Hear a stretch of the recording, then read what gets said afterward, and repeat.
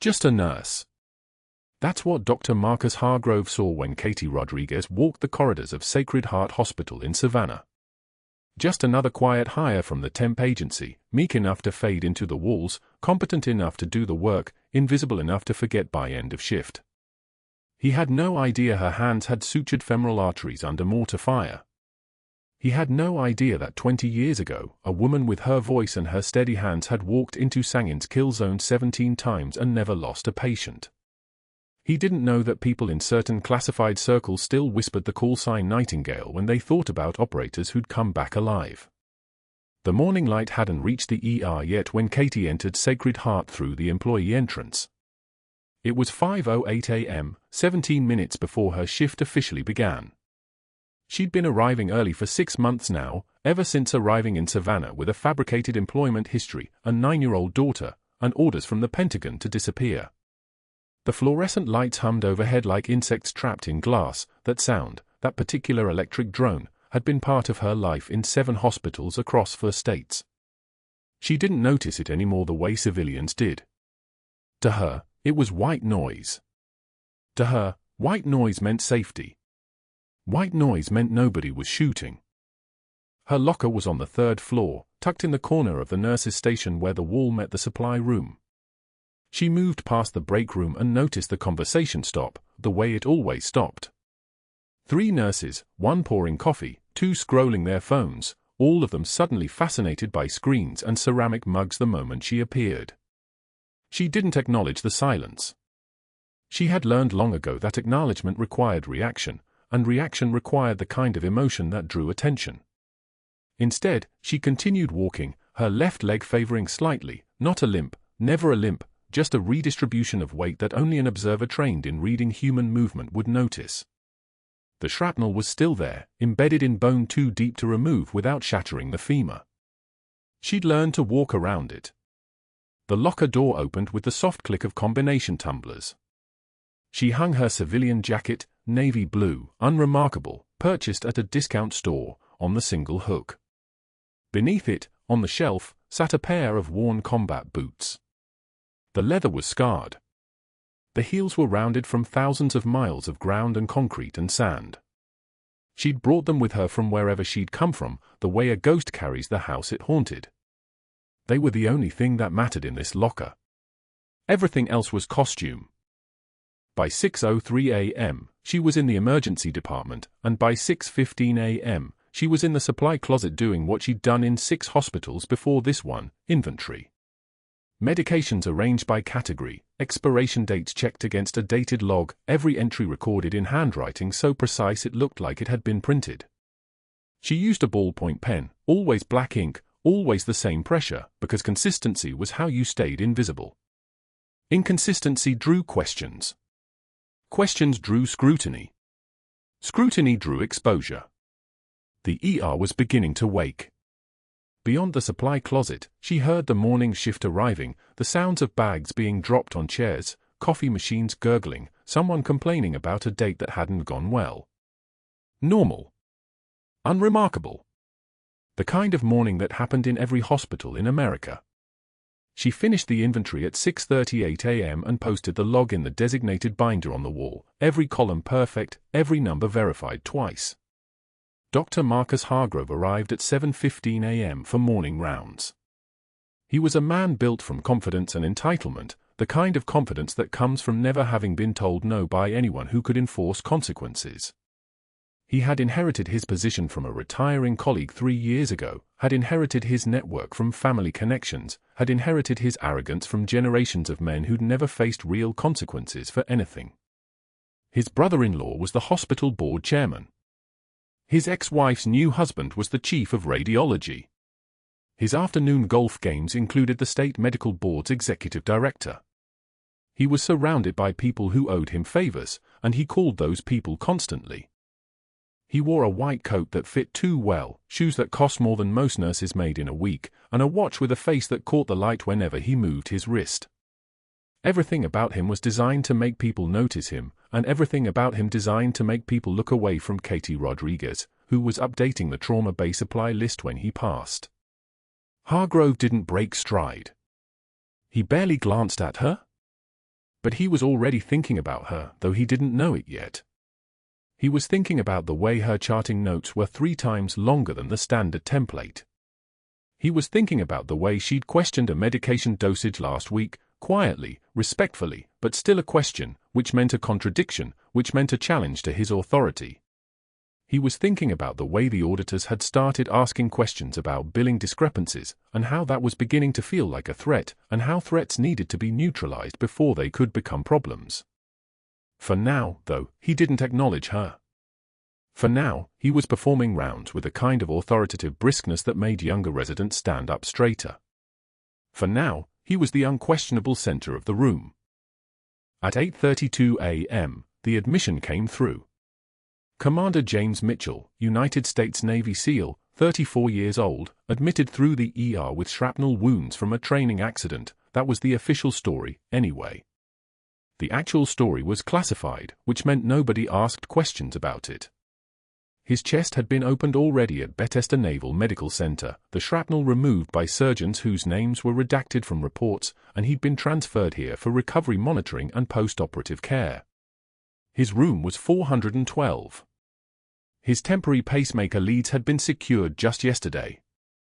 His prognosis was good, assuming the temporary device held until his own cardiac rhythm recovered enough strength to sustain itself without mechanical assistance. Katie was assigned to his care at 9:15 a.m., which meant she was the one reading his chart, checking his vitals every 2 hours, monitoring the leads and the output and the rhythm strips that printed out like confession. She was the one who noticed that his oxygen saturation was slightly lower than the previous shift's readings, so she adjusted his flow rate by half a liter. She was the one who documented it in careful detail, noting the exact time and the exact adjustment and the exact response. When she entered room for 12 for the 9:45 a.m. vitals check, Commander Mitchell was sitting up in bed. His eyes were open. He was reading something on a tablet, but he looked up when she came in, and the first thing she noticed was that his eyes were the color of iron in sunlight. The second thing she noticed was the pair of worn combat boots sitting on the chair beside his bed. She didn't react. She didn't pause. She simply began the morning checks, reading the monitor, checking the dressing on his chest, feeling the pulses in his feet and ankles. She moved like someone who had done this 10,000 times, which was true. She moved like someone whose hands knew what to do without asking her brain for permission. She moved like someone who was half a world away from this hospital room, checking on people in worse places, doing this exact same thing while explosions echoed outside the walls. "The boots," he said quietly. His voice was the color of gravel and broken things. "I need someone to keep them for me. During the surgery this afternoon." Katie's hands didn't pause. Her breathing didn't change. "Of course, Commander." "Just hold them," he said. He was watching her face now, really watching. "That's all. Just keep them." She finished the vitals check. She documented the times and the numbers and the observations. She moved to the chair and picked up the boots. The leather was warm from the sunlight coming through the window. The soles were worn smooth in places, patterned with the geography of distance. She held them the way a person might hold something sacred, which meant she held them like they mattered. "They're safe," she said quietly. She said it in English, but underneath the English, underneath the words, there was something older. There was Pashto, the language spoken in Sanjin, the language she hadn't used in public in 20 years. She said it like a promise. She said it like a prayer. "You're safe now." For just a moment, less than a second, really, barely enough time to notice, his eyes changed. The iron color stayed the same, but something behind it shifted, like looking through a door that opened and closed too fast to see what was on the other side. He was looking at her face now with an intensity that made the air pressure in the room change, the way air changes when something massive moves through it. "What's your name?" he asked. "Katie," she said. "Katie Rodriguez." He nodded slowly. He didn't say anything else. He just lay back against the pillows, and his eyes stayed closed, and his lips moved once like he was testing something in his mouth, testing whether it tasted right. She carried the boots to the supply closet and placed them on the top shelf, behind the extra compression stockings and the backup oxygen tubing. They looked out of place there, surrounded by hospital equipment, but they looked safer than they did anywhere else. Safer than a hotel room. Safer than a car parked on a random street. Here in this hospital where nobody knew who she was and nobody cared what she'd been, the boots were protected. The boots were home. By 2:15 p.m., Commander Mitchell was prepped for surgery. Katie wheeled him down to the operating suite at 2:08 p.m., and the last thing he did before they took him into the OR was reach out and grab her wrist. His grip was strong. His eyes were open and alert despite the pre-op medications. He held her wrist for 3 seconds, which was long enough to communicate something that words couldn't carry. Then he released her, and she stepped back, and the surgical team took him through the doors. She clocked out at 3:38 p.m. and was sitting in her car in the parking lot when her phone buzzed. A text from an unknown number: "Thank you for keeping them safe. I remember your voice from Sanjin." The message was written in English, but someone had been clear enough with her over the years to use this number only for emergencies, and someone else had been clear enough to trace it to a secure line. Her heart rate didn't increase. Her breathing didn't change. But her hands gripped the steering wheel hard enough that her knuckles went white. She deleted the message. She powered off the phone.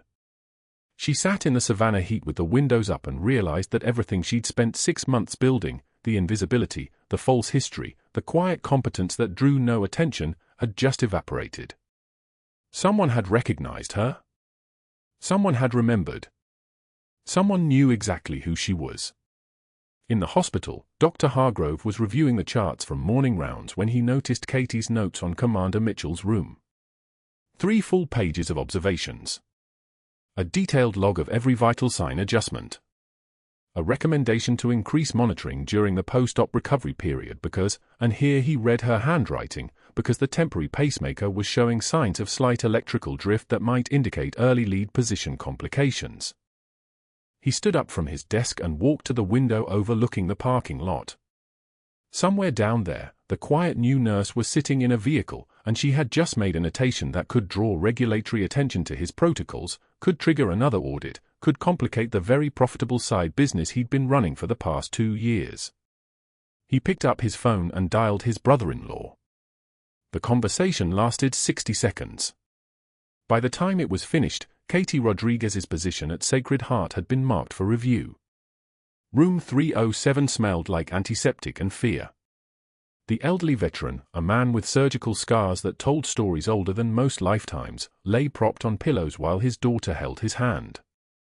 Katie's movements were fluid precision, dressing change with sterile technique so textbook clean that a first-year nursing student would have written it down. Her gloved hands moved like a pianist who'd rehearsed this concerto 10,000 times. Iodine solution. Gauze. Tape. Everything in its place. Dr. Hargrove appeared in the doorway like a storm system moving inland. "Ms. Rodriguez. Step back." His voice had the cold authority of someone accustomed to obedience. Katie's hand suspended mid-motion. "Your sterile technique is completely unacceptable." "Doctor, I followed protocol exactly." "Are you contradicting me?" "In front of a patient." He stepped closer, positioning himself between Katie and the veteran's daughter. "This is exactly the kind of arrogance I've been documenting." The daughter's eyes widened. Fear, that particular family member fear, flickered across her face. Hargrove turned to her with a sympathetic smile. "I apologize for Nurse Rodriguez. She's new. Still learning basics most nurses master in school." Katie took one measured breath. The fluorescent lights overhead buzzed their mechanical song. Her jaw tightened, just barely, just enough that someone watching closely might have noticed the muscle flex beneath her skin. She was not new. She had performed field trauma surgery under fire in Sanjin Valley while rounds were hitting dirt 10 feet away. She had held a boy's insides together with her hands while staying calm enough to speak to him in Pashto. She had kept people alive in conditions this man couldn't fathom if she spent 10 lifetimes explaining. But that's not what came out of her mouth. A single tear escaped. She washed it away without breaking eye contact with Hargrove, her gloved hand gentle against her cheek. When she spoke, her voice was level, measured. The voice of someone who had learned that power lives in restraint, not anger. "I've kept more people alive in worse conditions than you can imagine, Doctor." For a moment, the room went so quiet you could hear the heart monitor's electronic whisper. The veteran's eyes registered something, recognition, maybe, of a person who had stood in the spaces between life and death. But Hargrove's smile never wavered. Cold. Predatory. "I'm sure you have, clipboard." He turned and left, leaving the nickname hanging in the air like smoke. Clipboard. The diminishment of it landed clean. Katie finished the dressing change without speaking again, her hand steady even as something inside her folded into smaller and smaller compartments. The break room was a fluorescent-lit rectangle with a refrigerator that hummed like a dying animal and a microwave that had been crushed and reshaped by some forgotten incident no one discussed. Katie sat at the corner table, the same table where she'd eaten lunch for 6 months without complaint. Today, 4 nurses occupied the space, Teresa from nights, Marcus from ICU, and 2 newer RNs who still pronounced Katie's last name wrong. They were laughing at something when she opened the break room door. The laughter stopped like a switch had been flipped. Katie unpacked her paper bag, sandwich, apple, a small container of yogurt. Saturday. She unwrapped her sandwich. She took a bite that tasted like cardboard, like the slow erosion of belonging. "Oh," Teresa said, checking her phone. "I just remembered I need to check on 304. "Right, yeah," Marcus agreed. I should see if they need me upstairs." Within 90 seconds, the break room was empty except for Katie and the hum of the refrigerator and the white noise of her own breathing. She sat there for 20 minutes, staring at a wall-mounted television playing a new segment about veteran healthcare funding. Her water bottle felt cold and heavy in her grip. Her hands trembled slightly, not from fear. From the enormous effort of holding something back. She had learned long ago that the trembling wasn't fear. It was restraint. It was the difference between a person and a weapon. The unit board by the nurses' station occupied prime real estate, visible to every nurse, every doctor, every patient relative who passed through the corridor. 3 days after the break room, the notice appeared. Printed. Official. With Katie's name in bold 20-point font. Disciplinary notice. Staff member, Katie Rodriguez, RN. Violation, failure to follow chain of command. Details, questioning physician orders constitutes insubordination and patient safety risk. Date, current date. Reviewing physician, Dr. Robert Hargrove, ER Director. 3 nurses stood reading when Katie came around the corner. They scattered like startled birds, avoiding her eyes. She stood before the board, reading her own indictment, aware that Hargrove had orchestrated this moment. He wanted the whole floor to see it. He wanted the shame of it to permeate everything she touched. "Something wrong, clipboard." His voice came from behind her, right shoulder, too close. "Or do you need to document your feelings in triplicate?" Katie said nothing. She turned. She walked. The hallway stretched before her like a gauntlet. Every face turned away. Every conversation stopped. She had become radioactive. That evening, Hargrove called her to his office. Nurse Manager Patterson stood by the window, her arms crossed, complicit silence. The office smelled like expensive cologne and leather desk furniture. The window overlooked Savannah's live oaks, Spanish moss hanging like judgment. "You're incompetent, Ms. Rodriguez." Hargrove sat behind his desk, fingers steepled. "I've seen student nurses with better instincts. Frankly, I question whether you should be in patient care at all." Katie's hand gripped the chair arm until her knuckles turned white. Her nails, short, clean, capable, bit into the upholstered fabric. But her voice when she spoke was steady. Controlled. The voice of someone who had learned that anger is a privilege she couldn't afford. "Is there anything else, Doctor?" "Not today." She stood. She walked to the door. Behind her, Hargrove was already reaching for his phone, already making the first call that would set the wheels in motion. She didn't hear it, wouldn't hear it for another 48 hours, but his words were being spoken into the receiver before she'd even closed the office door behind her. That evening, Katie sat in her car in the hospital parking garage. The fluorescent overhead lights cast everything in shades of blue-gray. Her hands were shaking now. Not from fear. From the effort of holding back the part of her that knew exactly how to end this man's career, his reputation, his entire life. Senior Chief Petty Officer Katie Rodriguez had interrogated enemy combatants in detention facilities across Helmand Province. She knew how to break a person without leaving marks. She knew how to destroy someone from the inside out using nothing but the truth. But that was a weapon she'd buried 20 years ago. That was the woman the Pentagon had erased from all databases. That was a life that no longer existed. So she sat in the dark car and breathed and held herself together with the same discipline that had kept her alive in places most people couldn't imagine. Her daughter Sophia had texted twice. "Mommy, when are you home? I miss you." Katie typed back, "Soon, baby. Love you." And meant it. Sophia was the reason she couldn't let that old version of herself loose. Sophia was the reason she was just a nurse at Sacred Heart Hospital. Just a quiet woman who kept her head down. But that wasn't the worst part. Back inside, in an office on the administrative floor, Dr. Robert Hargrove opened an email from a private investigator. The subject line read, "Background investigation, Katie Rodriguez." His eyes scanned the first paragraph and stopped. No records found prior to 2019. No nursing school transcripts. No previous employers listed. No residential history. No tax returns. No social media. No digital footprint whatsoever before 6 years ago. Katie Rodriguez had appeared in Virginia, fully formed, with an RN license and nothing else. It was as if she'd been created by federal order, materialized out of government paperwork and procedural necessity. Hargrove leaned back in his chair.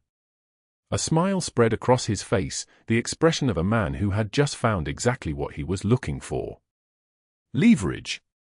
Mystery. Something that didn't add up. Something he could use. He reached for his phone and made another call. By the time Katie turned her car key in the parking garage, her termination had already been written. The documentation would be fabricated. The timeline would be adjusted. By end of week, Katie Rodriguez would be gone from Sacred Heart Hospital, and whatever secret she was hiding would become someone else's problem. Someone else's investigation. Somewhere in the hospital, in room for 12, Commander James Mitchell heard Katie's footsteps pass his door. He tried to speak to her twice during rounds. Both times, she deflected. Professional courtesy. No eye contact.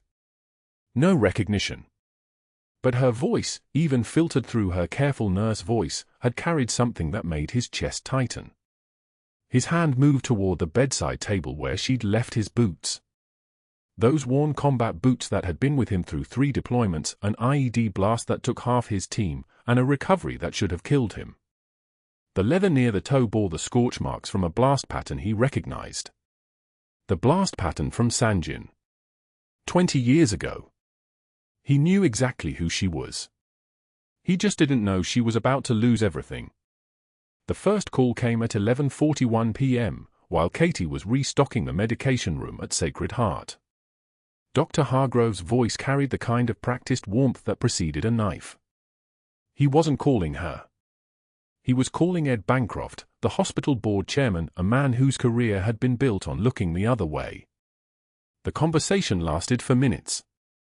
Katie didn't hear it. She was 3 floors above his office, verifying inventory against the DEA log, but she would learn later that Hargrove had invoked the phrase that made Ed's spine straighten. Remember the Castellano case? The one we buried. A malpractice suit from 2019, a patient with a perforated bowel during routine screening, damages that Hargrove had pressured the family to accept in a settlement with an ironclad NDA. $23,000 in hush money. Ed had taken his cut. Hargrove now held that over him like a revolver on the table. "There's a nurse," Hargrove had said, "who keeps asking questions. About billing practices. About my brother-in-law's imaging contracts. She's going to talk to the board auditors. I need her gone, Ed. I need her gone before she remembers things about Castellano." The silence on the phone had been agreement. The second call came at 12:34 a.m. This time Hargrove dialed the South Carolina Board of Nursing directly. He asked for the disciplinary intake officer and spoke with the measured authority of a physician reporting legitimate concerns. His voice sounded paternal, almost reluctant. "I have a staff nurse, Katie Rodriguez, and I hate to make this call, but I have serious concerns about her credentials. Her employment history doesn't match what she listed during hiring. She claims 12 years of experience, but I can only document continuous work back to 2019. Before that, there's nothing. No references, no verifiable prior positions. We ran a routine background check and found gaps. I'm wondering if her license verification was completed properly." The intake officer, a woman named Diane, made notes. Gaps in employment history were red flags. They indicated either hidden disciplinary actions in other states or falsified credentials. "Has there been a patient safety incident?" Diane asked. "Not yet," Hargrove said, which was technically true. "But I'm concerned it's only a matter of time. She's been making medication decisions that surprise me, suggesting treatments I don't recognize. I think she may have misrepresented her qualifications." It took 42 seconds of conversation to plant the seed. By the time Hargrove hung up, an inquiry had been opened. An investigator would begin calling previous employers. There would be no previous employers to find. The third call came at 1:15 a.m., and this one was face-to-face. Hargrove sat in his office with a private investigator named Morris Webb, a man whose hairline had receded faster than his sense of ethics.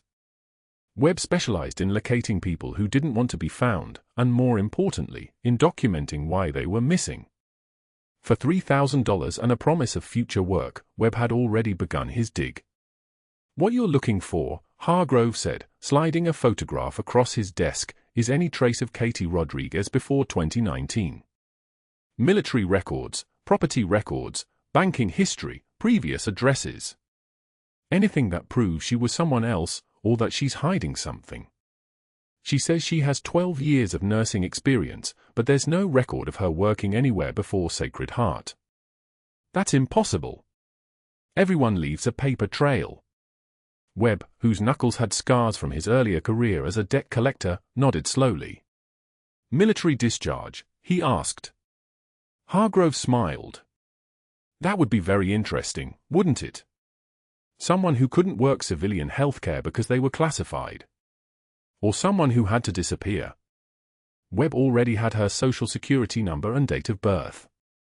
He had contacts at 3 different government agencies who owed him favors. By morning, he would have filed Freedom of Information Act requests with the Defense Department, the VA, and the Pentagon Security Office. By next week, he would discover there was nothing, no Katie Rodriguez in any military database, no employment history, no civilian work history before 2019. The absence of records was itself a record. It meant federal erasure. It meant she was protected by someone. And once Hargrove understood that, he could weaponize it. A woman with secrets that Deep couldn't afford to fight back. Katie was in the medication room when the fluorescent lights overhead flickered once, twice, then steadied. She didn't look up from the narcotic inventory, the controlled substances log that required her initials every 4 hours, but the flicker registered in her nervous system like a warning. The storm outside had been building since sunset, a low rumble that moved across Savannah in waves. By 2:15 a.m., thunder rolled across the city like distant artillery, close enough that the windows rattled. The rain came in sheets, hammering the roof so hard it sounded like gunfire. Katie noted the time on the DEA log, 2:17 a.m. She had counted the seconds between lightning and thunder earlier. 2.5 miles away and closing. The hospital's backup generator system was relatively new, installed in 2021, but backup systems had a way of failing during the exact moment when failure mattered most. She had learned that in Sanjin. Redundancy was religion in field medicine because when the primary system failed, you didn't have time to pray. At 2:28 a.m., Katie's pager buzzed. Room for 12. Commander Mitchell. The cardiac monitor was showing a rhythm change, a subtle shift in the QRS interval that could mean nothing, or could mean everything. She moved to the medication room door, already calculating the fastest route to the ICU, when nurse supervisor Hendricks stepped into her path. Hendricks was a woman who had spent 8 years at Sacred Heart building loyalty to Dr. Hargrove by executing his orders with mechanical precision. She held a tablet, its screen showing the unit schedule, and her jaw was set in the particular way that indicated she had rehearsed whatever she was about to say. "Rodriguez, you're reassigned," Hendricks said. Medication room. Dr. Hargrove left specific orders this morning. You're not to provide direct care to any ICU patients without his explicit approval. Liability concerns. I'll assess Mitchell. Katie stared at her for exactly 2 seconds, long enough to read the fear in Hendricks' eyes, the knowledge that she was delivering a knife that didn't belong to her. His JVD is elevated, Katie said, her voice level. Monitor shows a widening QRS. He's compensating for decreased cardiac output. That's tamponade. Step back. Hendricks' hand came up, palm forward, a barrier between Katie and the ICU corridor. I said step back, Rodriguez. I'll assess him. Hendricks disappeared into room 412, and Katie watched through the glass wall as the nurse glanced at the monitor, tilted her head, and gave a dismissive gesture that meant artifact, malfunction, ignore it. Katie paged Hargrove. No response. She paged again. The pager returned a busy signal. In her chest, something shifted, a recognition that this was deliberate, that this was the moment, that she had been systematically isolated and contained in the moment when isolation would cost a life. Pain is information, her instructors had taught her in the shadow of Hindu Kush mountains. Pain is data. Fear is clarity. The power surge hit at 2:36 a.m. like the hand of God slamming down on the hospital. The overhead lights cut out completely. For 1 second, the world went black. Then the emergency lighting kicked in, red-tinted backup systems that cast Sacred Heart in the color of blood and urgency. Most of the hospital's backup generators engaged immediately, pulling power from deep battery reserves. But the cardiac ICU, the newest wing with the most sensitive monitoring equipment, was on a different circuit. Its backup had failed during testing 3 weeks earlier and hadn't been repaired yet. 90 seconds. That was how long the cardiac ICU stayed dark and silent. Katie was already moving before her conscious mind finished the equation. Muscle memory took over, the part of her that had lived through 17 blackouts in forward operating bases, through power failures in combat hospitals where the difference between dark and lit meant the difference between saving someone and watching them die. She burst from the medication room and moved down the corridor at a run, her footsteps the only sound under the wail of alarms from other units. The ICU doors were locked. She used her badge. The glass doors slid open with a pneumatic hiss, and she was inside. Room for 12 was lit only by the red emergency lighting and her pen light, the one she kept on her key ring for exactly this scenario. Hendricks stood frozen at the monitor, useless. The temporary pacemaker on Mitchell's chest had lost its external power source. The monitor, when it flickered back to life, showed electrical activity, the kind of signal that meant nothing if the heart wasn't actually pumping. Cardiac tamponade. Blood filling the pericardial sac, compressing the heart, suffocating it. Mitchell had maybe 30 seconds of cerebral perfusion remaining before his brain started dying. The code team was 60 seconds away. Katie had seen this anatomy before, had worked through this exact calculation in desert heat while artillery fire walked closer, 1 round at a time. She didn't call for help. She moved to the bedside table and grabbed what she needed, a spinal needle, a 60 cubic centimeters syringe, antiseptic wipes. Her hands found the landmarks on Mitchell's chest automatically, the 5th intercostal space, the mid-axillary line. Skin. Thin layer of fascia. The pericardial membrane, tight with blood. She could feel it, could read it through her fingertips the way she had learned to read a battlefield in darkness. "What are you doing?" Hendrik's voice had become a shriek. She stood in the doorway, frozen, uselessly screaming. "Step back or help," Katie said, her voice utterly flat. "Pick one. Now." The code blue alarm shrieked through the cardiac ICU at 2:13 a.m. like a scream the machines themselves could no longer suppress. Katie was 3 floors down, charting in the break room no one else used anymore, when the intercom crackled, "Code blue, cardiac ICU. All available personnel." She didn't hesitate. She didn't think about the write-ups or the isolation or the way Dr. Hargrove's eyes had gone cold when she'd questioned a dosage that morning. Her feet moved before her mind caught up, muscle memory taking over, the same reflex that had carried her through Sanjin, through the desert, through 20 years of bleeding out and stitching up and walking into rooms where the only thing between dying and living was her hands.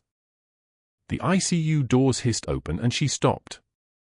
Every monitor in the unit had gone dark except for the emergency battery backup. The fluorescent lights flickered, struggled, and held. But the temporary pacemaker on the bedside monitor, the one keeping Commander James Mitchell's heart regulated, was silent. The electrical storm outside had triggered the main power surge, and for 90 seconds, the backup generators had hesitated. 90 seconds was long enough. Mitchell lay on the bed, his chest already open from surgery 2 days prior, and his heart was compressing against itself. Tamponade. Blood in the pericardial sac, filling the space where his heart needed room to beat. His blood pressure was 62/38 and dropping. His pulse was a barely there flutter. The code team, 3 nurses and a resident named Chen, stood frozen, staring at the monitors as if the numbers might reverse if they concentrated hard enough. Katie moved to the bed. She didn't announce herself. She didn't wait for orders. She was already scanning the crash cart, her eyes landing on a spinal needle, 14 gauge, and a 60 milliliter syringe. No time for ultrasound guidance. No time for the attending physician. No time for protocol. "I need this needle and syringe. Now," she said, her voice dropping into the register that made people listen without understanding why. Resident Chen handed them over without question. That was the thing about medical crisis, hierarchy collapsed. Competence was the only currency that mattered. Katie swabbed the skin just left of Mitchell's xiphoid process with chlorhexidine. Her hands were steady as surgical lasers. The needle went in at a 45-degree angle, aimed toward the left shoulder, and she aspirated continuously as the needle advanced. 1 inch. 2 inches. The resistance changed, she felt it, the distinct give of penetrating the fibrous pericardium. Dark blood filled the syringe. Burgundy black. Old blood. Compressed blood. "We're in," Katie whispered. She drew back the plunger slowly, steadily. 30 milliliters. 40 milliliters. 45. With each pull, she watched Mitchell's face, watched the oxygen saturation climb on the pulse oximeter as his heart finally had room to expand. 72. 81. 88. His blood pressure ticked upward, 68. 74, 82. Sinus rhythm. His heart found its own rhythm again, no pacemaker needed, just the space to beat. She withdrew the needle with the same precision she'd used to insert it. The bleeding stopped almost immediately. Katie stepped back from the bed, and that's when the rest of the code team arrived, the attending cardiologist, 2 more nurses, the attending surgeon.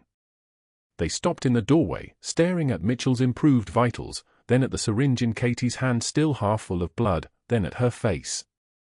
"How did you—" "We weren't even here yet," one of the nurses whispered. It was Sarah, the one who used to sit with Katie at lunch until Hargrove's glares made the cost of friendship too high. Katie said nothing. She set down the syringe, turned to the medication cart, and began documenting the procedure in precise, clinical detail: timestamp, needle gauge, volume aspirated, patient response, vital sign improvement. Every word defensible. Every action documented. She walked out of the ICU at 3:22 a.m. and didn't return. By 9 a.m., Katie was sitting in a plastic chair across from an HR director named Walsh, a thin man whose hands trembled as he slid a termination letter across the desk. The paper was already yellowed under his fluorescent office light, as if it had been waiting for her for weeks. Violation of direct supervisory orders, Walsh read, his voice barely audible. Performing medical procedures outside the scope of nursing practice without physician authorization. Pattern of insubordination and disregard for chain of command. Katie stared at the letterhead. Sacred Heart Hospital.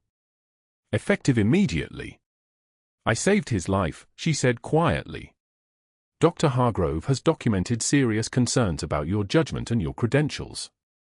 Walsh's eyes finally met hers, and she saw something worse than anger, she saw pity. We're terminating you effective immediately.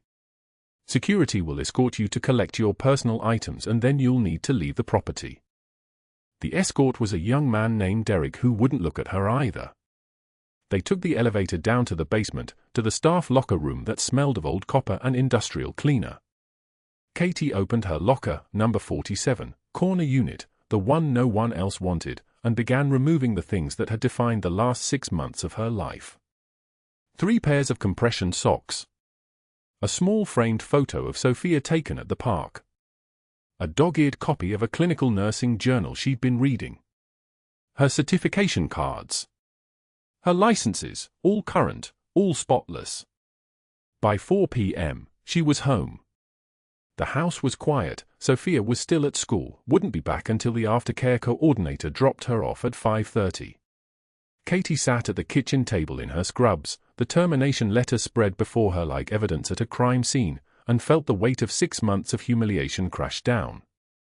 6 months of swallowing words.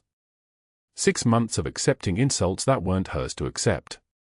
6 months of pretending to be small enough that she might disappear entirely. The rain hammered the windows like accusations. When Sophia came home at 6:30, she found her mother exactly as Katie feared, sitting in the dark kitchen, still in scrubs, tears streaming down her face in a way Sophia had never seen before. Her 9-year-old daughter, who'd already learned to pack a bag in under 10 minutes, who'd already lived in 3 cities in 4 years, went pale. "Mommy? Why are you home? Why are you crying?" Katie tried to smile. The smile broke. She gathered Sophia into her lap, this small fierce thing that was hers to protect, and felt the last of her carefully constructed composure fracture. "Mommy lost her job, baby." Sophia's arms tightened around her neck. "Did you do something wrong?" "No," Katie whispered. "I did everything right. That's the problem." She stared at the worn combat boots by the front door, Mitchell's boots, the ones he'd asked her to hold during surgery, the one she'd tucked into her locker the night before because something in his eyes when he looked at her had made her understand that he remembered. Not who she was, not yet. But what she was. At midnight, Katie was packing her nursing certificates into a cardboard box when her phone buzzed. An unknown number.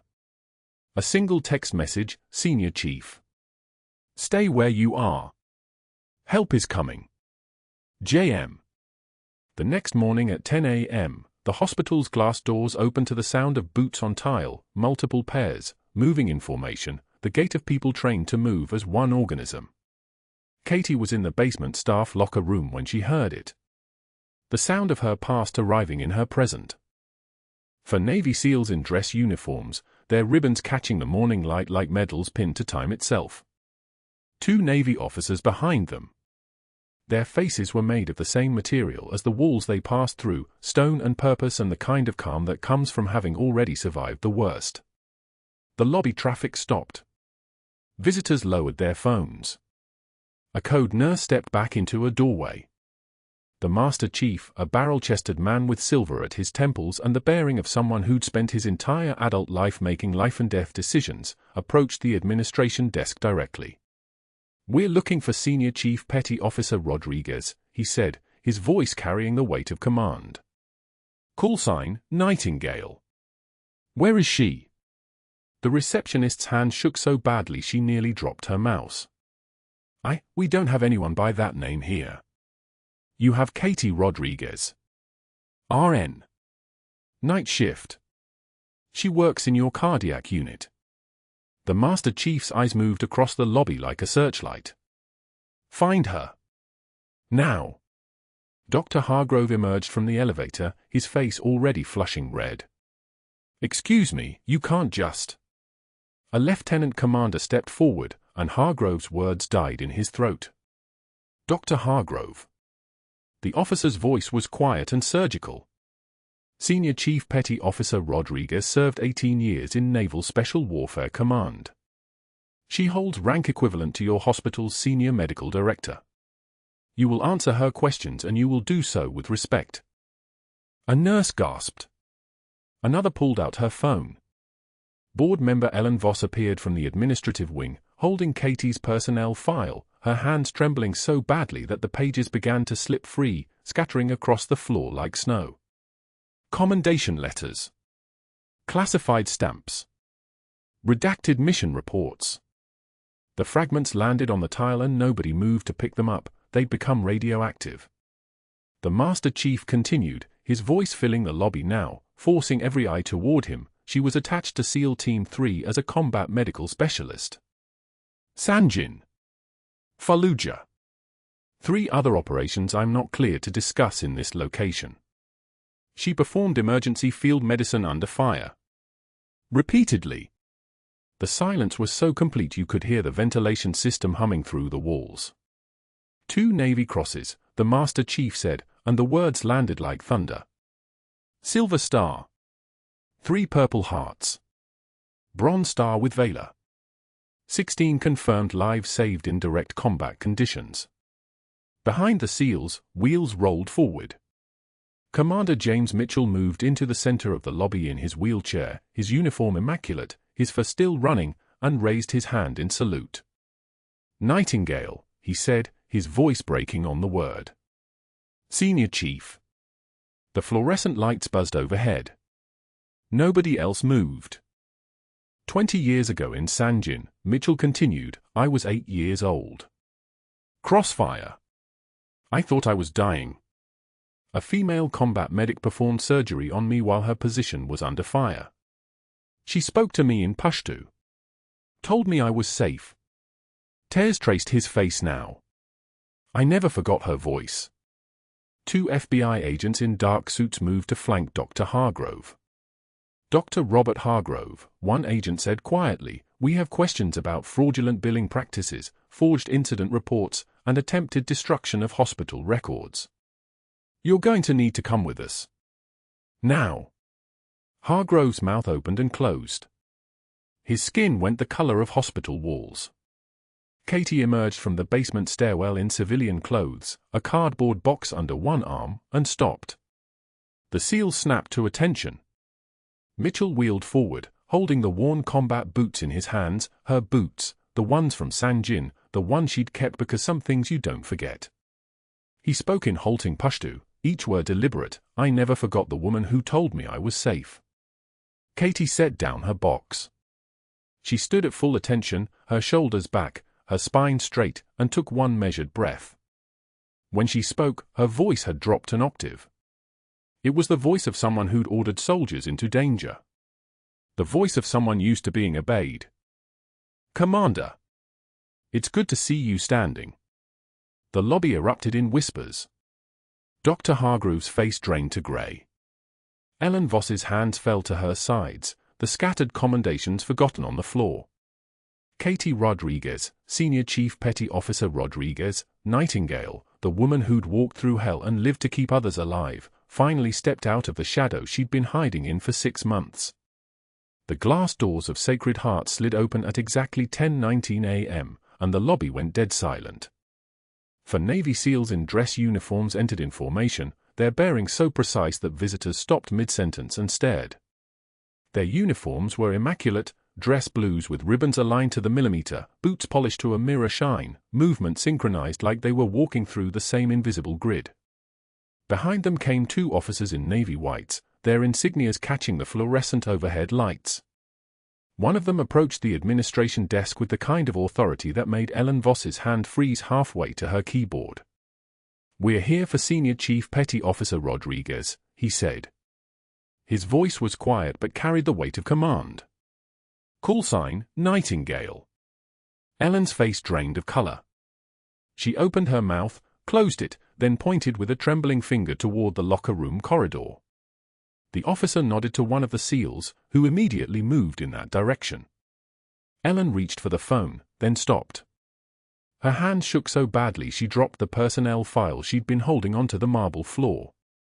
Papers spilled everywhere, medical records, commendations, official seals, classified stamps she shouldn't have been reading in the first place.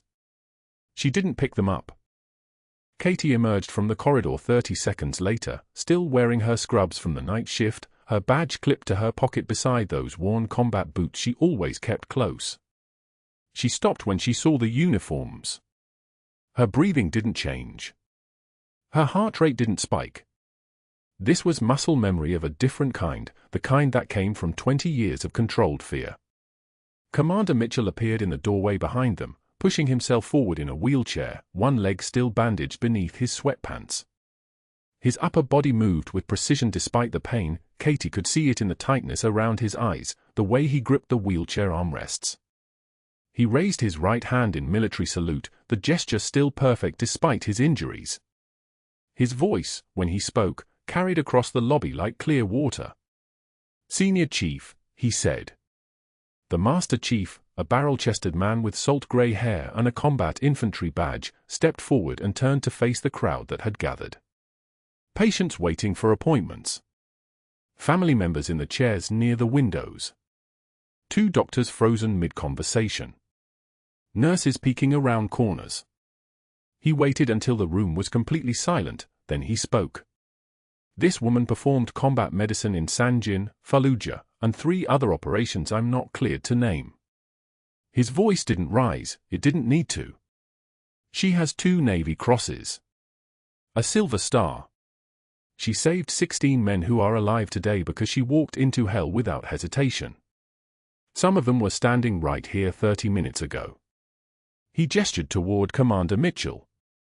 "One of them was bleeding out in your cardiac ICU when your power failed at 2:53 a.m. And she kept him alive." Katie's face remained steady, but something shifted behind her eyes. The mask that had held for 6 months, the quiet, deferential nurse who kept her head down, it was dissolving in real time. Her posture straightened. Her shoulders came back. The person standing in the lobby was no longer trying to be invisible. Ellen Voss's hands fell to her sides completely. She couldn't look away from Katie's face, couldn't reconcile the terrified woman who'd accepted every humiliation with the person the Master Chief was describing. The commendation scattered across the floor suddenly made horrible sense. But that wasn't the worst part for Dr. Hargrove. Marcus Chen emerged from the IT office carrying a tablet, his Marine Corps tattoo visible on his forearm, a bulldog wearing a dress uniform. He approached the FBI agents who had just entered through the side doors, their credentials already displayed. Chen's jaw was set, and his voice carried the precise diction of someone who'd served in logistics and understood the value of documentation. "Agents, at 3:19 a.m. this morning, Dr. Hargrove remotely accessed our security system and attempted to delete 14 months of archived footage," Chen said. He tilted the tablet so they could see the timestamp logs. Billing office. Medication room. His private office. He also tried to erase email correspondence between himself and Westside Imaging, his brother-in-law's diagnostic company. The company that was billing 127 unnecessary imaging studies in the last 18 months alone. The first FBI agent's eyebrows rose. The second one was already on his phone, speaking to someone in a low voice. Chen continued, his voice hardening. "I saved every frame. Every email. Every fraudulent timesheet. I saw those SEALs walk in 20 minutes ago, and I knew exactly who that nurse was. And I knew what he'd done." He looked directly at Katie for just a moment, a nod of recognition passing between two people who understood the weight of service. This woman saved Commander Mitchell's life when Dr. Hargrove would have let him die to keep his fraud buried. Dr. Hargrove's office door opened at that exact moment. He stepped out, his face already flushed with the kind of false confidence that came from not yet understanding how completely exposed he was. He saw the uniforms. He saw the FBI badges. He saw the tablet in Chen's hands.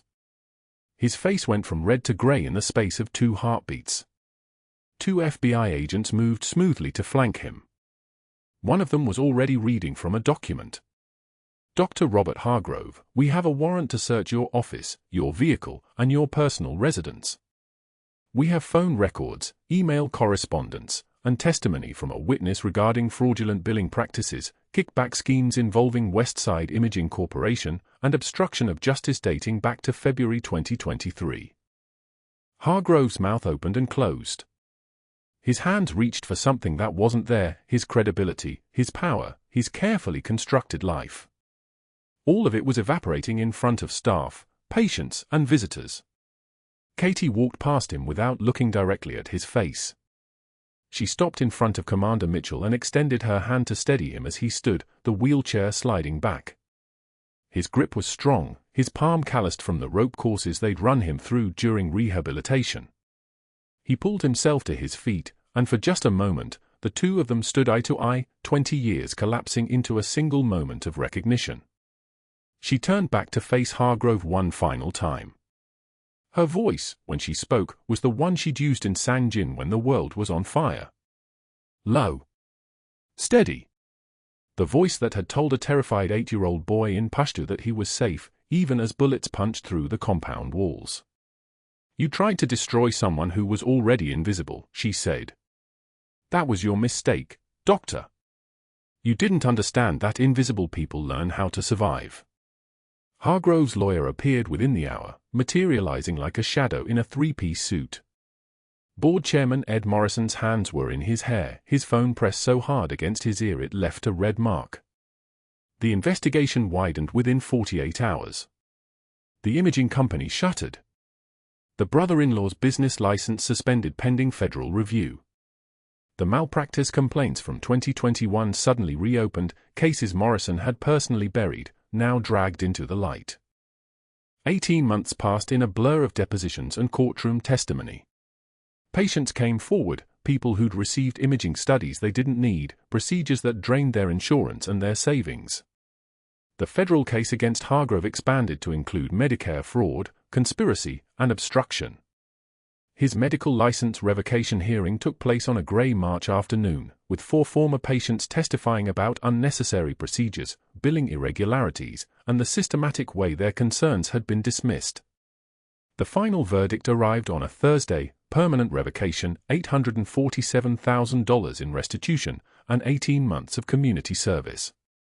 The last anyone saw of Dr. Hargrove was at Chatham County Community College, where he taught basic life support fundamentals for $15.50 an hour to groups of underprepared students who largely didn't recognize his name. His ex-wife kept his framed medical license on her living room wall, not as a memento, but as a trophy. A reminder of what happened when power corrupted and competence masked cruelty. She sometimes pointed to it when her friends asked if she regretted the marriage. No, she'd say. But I regret not seeing it sooner. Meanwhile, at the VA Medical Center across town, Katie Rodriguez stood in front of a group of 8 young nurses in the recently renamed Emergency Medicine Training Center. Her credentials were now in their permanent record, Senior Chief Petty Officer, RET, with commendations that made the room's air pressure change. One of the nurses raised her hand. "Is it true you served in actual combat?" she asked carefully. Katie glanced at the pair of worn combat boots sitting on her office shelf, the ones Commander Mitchell had given back to her with a note that simply read, "These have somewhere to be." She looked at the young nurse, couldn't have been more than 24, eyes bright with the kind of idealism that combat medicine would either refine or break. "I served wherever I was needed," Katie said. "That's what the uniform means. Not where you wanted to be. Where you were needed." She picked up the next training scenario, a simulated pediatric airway emergency. "And right now, I need you to manage this 7-year-old's airway while the rest of the team sets up for transport." Let's move. The young nurses scattered into motion, their hands trembling only slightly. Katie moved between them, correcting technique, steadying nerves, the way someone does when they've seen the worst and decided to teach others how to live through it. Her daughter Sophia watched from the observation window, doing homework in the waiting area like she always did on training nights. At 16, she'd learned not to ask her mother questions about the past. Instead, she watched her work, saw the way patients and staff responded to her presence, not with fear or whispers, but with respect that felt earned rather than inherited. The screen fades to black. The final text appears. Senior Chief Katie Rodriguez was reinstated with full back pay and promoted to clinical nurse educator. She declined the position at Sacred Heart and instead accepted a permanent role at the VA Medical Center. Dr. Robert Hargrove teaches CPR at a community college for $15.50 per hour. His medical license remains permanently revoked. Commander James Mitchell returned to active duty in 2024. He visits the Emergency Medicine Training Center once per month. The Rodriguez Emergency Medicine Training Center has trained 427 nurses in emergency trauma protocols since its opening. A final line appears before the fade. Sometimes the bravest warriors carry stethoscopes, not guns. Hit like if this story got you. And tell me, have you ever been underestimated at work, only to prove them all wrong? I read every comment. Subscribe if you haven't already.